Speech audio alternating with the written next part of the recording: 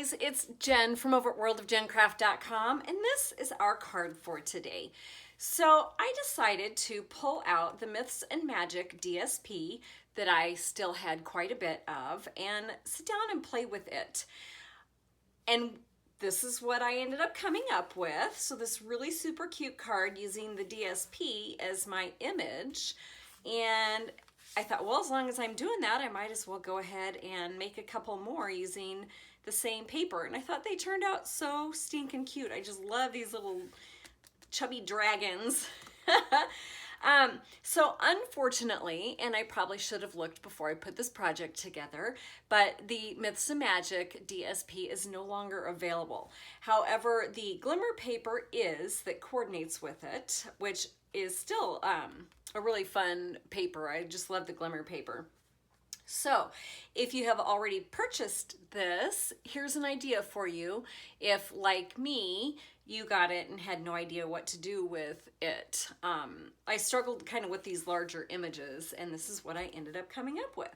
So let's get on with the supplies that I used, and I'll show you how I put it together. I'm just going to throw this up here.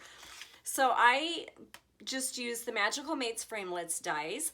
Now, if you have already purchased this bundle, you could certainly make a card just like this, but you would just go ahead and stamp and color your image and put it in here instead of using the DSP. So this is still available over on the Stampin' Up website. I did use the Layering Circles Framelits, and I pulled in some Twinkle Tide and Old Olive ink to coordinate with the papers. For cardstock, I used an Old Olive 4 1/4 by 11 scored at 5.5 for my card base. However, you could also use Whisper White as a card base because it doesn't show when you have your DSP on it. Whisper White cardstock is 3 3/4 by 5. The Twinkle Tide is a 3-inch scalloped circle. The green glimmer paper or Old Olive glimmer paper is 2 7/8, and you'll also need just a tiny scrap to cut out these little tiny accents here. And then this circle is a 2 7/8 inch circle.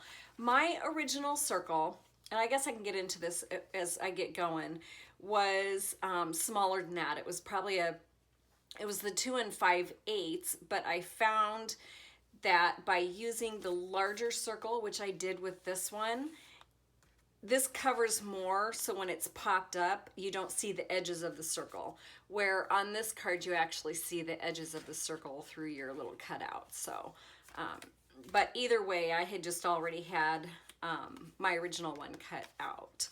So back to the supplies. Then this is the DSP, and this is going to be your 4 1/4 by 5.5, which is going to cover over your whole entire card front. And you will also need a scrap of Whisper White cardstock to stamp out our sentiment. So I think the first thing that I'm going to do is I am going to create these little circles that go around the outside, and I am also going to cut our circle out of our Whisper White. So let me push all of this stuff aside, and I'm going to, whoops, sorry about that. Thought I could get it without everything spilling over. So let's cut out our Whisper White cardstock first. This I am going to use the 2 5/8 inch circle. That is going to be our opening. And I'm just going to place this in here so it is approximately centered with the top and the 2 sides. Let's see if I can get that centered. It's kind of hard to sit down and look and see if it's centered. All right, that looks good enough. So let's roll this through.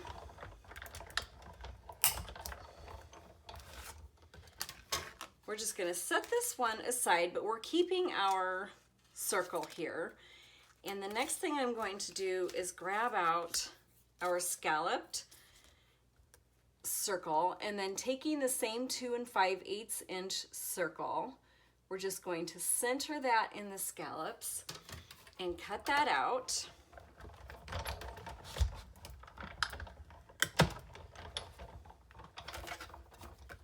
And then we are going to do the same with the glimmer, and this is going to go just to the very edge, so you just want to make sure that all of your edges are covered. And I have noticed it does have a tendency to kind of slip just a tad, but we should be good on this. If you wanted to avoid the slippage, even with the magnetic platform, you could probably just take that down to make sure it doesn't move at all. And when I say it slips just a little bit, it's, I mean, maybe a hair, so I have that kind of coming out. But, so that's all of the cutting that we need to do. Well, actually I lied. We still have to do a little bit of cutting, but we're going to get back to that at a later date. So, or later time. Hopefully I'm in the camera view. I think my paper slipped a little bit. So what am I doing here? Oh my gosh. So I found the easiest way to do this is to go ahead and put our circle down first. And I'm just going to kind of eyeball this right now. And I think that should, I'm try and get this straightened out here. I'm going to hold on to this and just put some adhesive on the back of here. And then keeping this centered in your DSP, I'm just going to lift this up and put this in here. And I just realized he's a little bit different of a color from my original one. So, but that's okay. We're still going to use him. So I just went ahead and put that down so I know exactly that he is centered. Let's grab out our ink. And I'm going to stamp first using the Old Olive.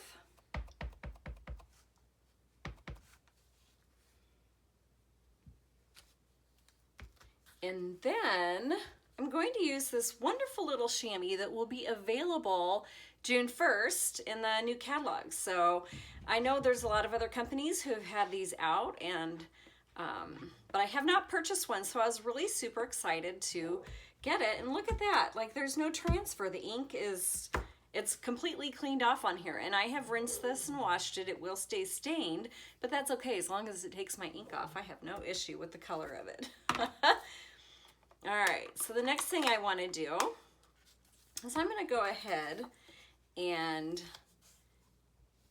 ink it up in my Tranquil Tide, and then we're just going to stamp down on here. Let's bring the Big Shot back into the picture. Get everything out of the way. And I'm going to just cut this magical out with my die. So just center that the best you can.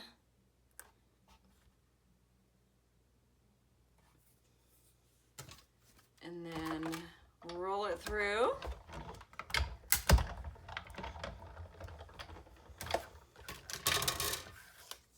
I promise you this card isn't really all that difficult. There's a few extra steps, but overall you're not stamping and having to color in an image because it's already done for you.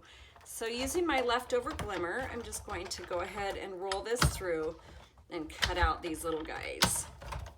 And I went over it several times just to make sure that I got a good clean cut on that. And these little things will stick in here, so I just take my tweezers, or you could even use the end of scissors, and just kind of push those out. I like using these as accents, like you would like a little, yeah, like an accent, like a sparkle or something. All right, so let's bring this all back in here. And I am going to take my Stampin' Dimensionals and pop this up. They ran away from me, so I'm just going to use 3 of them.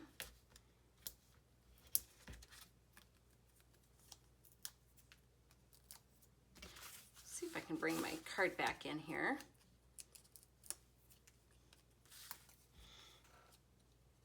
And this this is just going to get stuck on top of that to cover over the bottom, and I kind of put the edge of this up close enough so it completely covers it. Then the next thing that I want to do is grab out our long adhesive strips. I'm actually running low on these, but I did end up needing a couple of them, so I'm just going to run this along here. And I keep misplacing things. I know it's all here on my desk. Now I can't find my scissors. All right.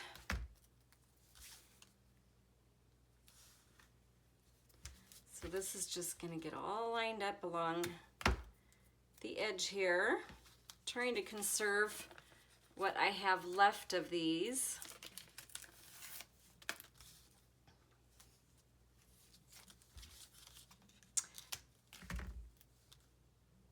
So I have to ask while I'm doing this, was I the only one who set my alarm for first thing this morning to get up and watch the royal wedding?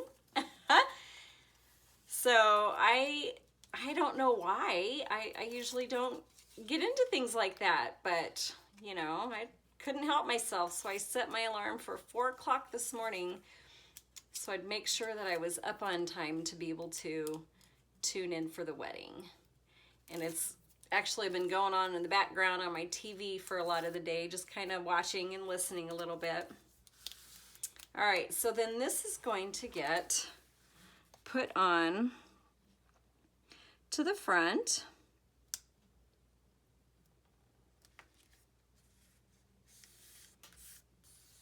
Now on this card, I did go ahead and put some of the adhesive, the foam strip underneath of the circle. And this one I'm just leaving, but I kind of now wonder if I should have gone ahead and put it on there. But I'm just gonna leave it for now. So let's grab our little circles. I guess maybe this is a little more labor intensive than I had initially thought. Here I thought I was saving time by not having to color in the image. But no, I went ahead and added a whole bunch of other work for me to do. So I'm just going to dot this on. And this is that liquid Tombow mono adhesive that I have just absolutely fallen in love with. And that's just going to get put just here on the outside of our circle. Now, if you didn't want to go to all of the trouble of cutting out the circles, you certainly could just put it together. So I'll show you, this is kind of what I started with. So you could just layer it. You don't have to cut the circle out, you know, and lay them underneath. However, I kind of liked that, and if I had had a window sheet, I probably would have made it into a shaker card. But you could always do this. You could always just get your scallop circle and then your other circle and lay this on top, and you still would have a really super cute card. All right. So make sure that's all in place. And then I'm going to do the same with my glimmer paper. Just put some adhesive on here.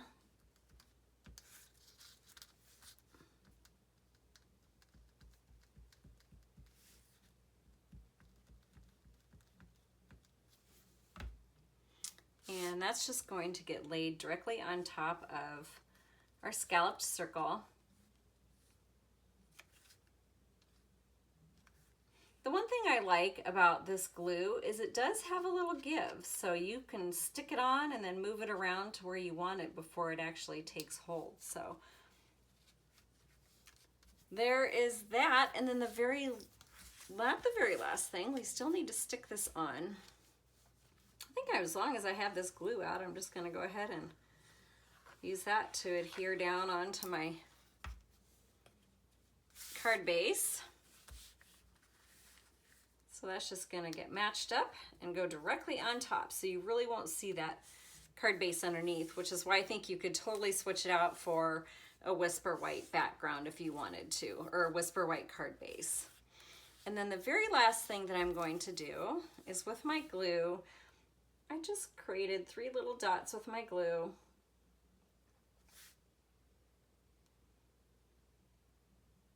Nothing fancy, because I really don't know how to do fancy. Sometimes I struggle with where to put my little embellishments. You know, how many do I do? I know that a lot of times you want to work in 3s or in odds. So I figured, well, if I have 3 on the top and 3 on the bottom, then I've got the odds working with me, huh?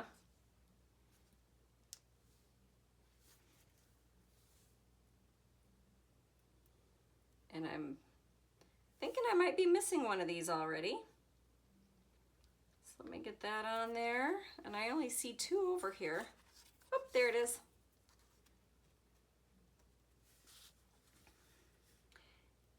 And I'm not really lining these up really any way special. Ooh, that kind of helps if you have a little glue on your finger. It helps pick it up and put it on. That went much faster than I was anticipating. All right, so this is it, guys. This is our card. I just think he's so adorable. And you know what? It is the exact same color, but within the lighting, it looked like he was lighter than my original.